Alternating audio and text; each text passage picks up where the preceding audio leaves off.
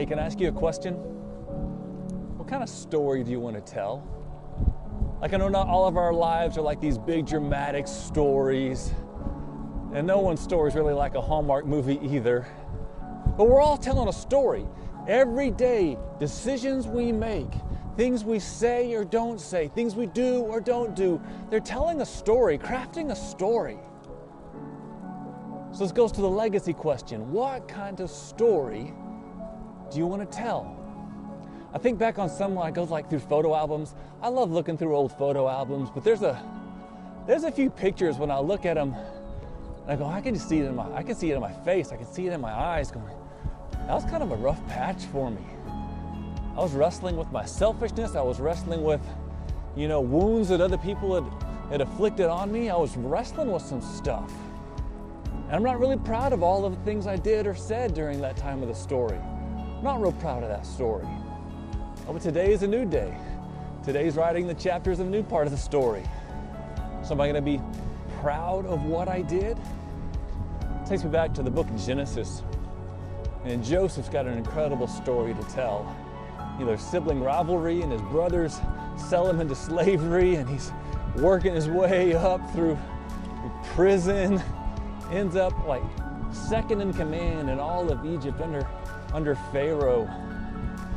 And in all of that story, there's a repeated phrase he keeps saying, and the Lord was with Joseph, and the Lord was with Joseph. Again and again, it's telling this story in a way that we know that even though bad stuff's going on, even though Joseph is the victim in so many instances, even though Joseph had every right to just throw his hands up in the air and go, God, I don't know what you're doing here, but if you don't help me out, and go manufacture his own ending.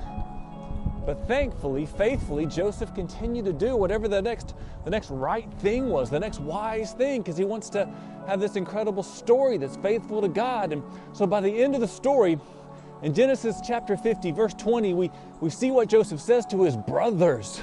When he gets reunited with his brothers, what could have been a moment of intense revenge, instead he says, you intended to harm me, but God intended it for good, to accomplish what is now being done, the saving of many lives.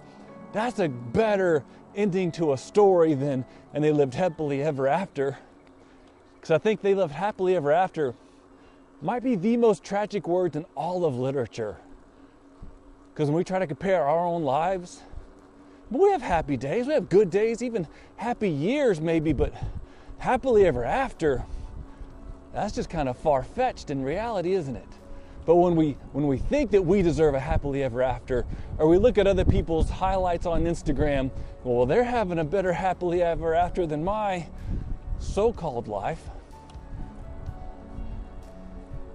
Let's get down to the real truth. What story do you want to tell? And the beauty of our God and the strength of our Savior is He sees your story, the highs and lows, the ruts and the woes, and He loves you. He says, I want to be in your life. I want to write you into my story, because it's not our story, it is God's story. And by His amazing grace, He invites us into it. So how are you doing in your story? Are you cruising solo? Is it more of a horror novel? Is it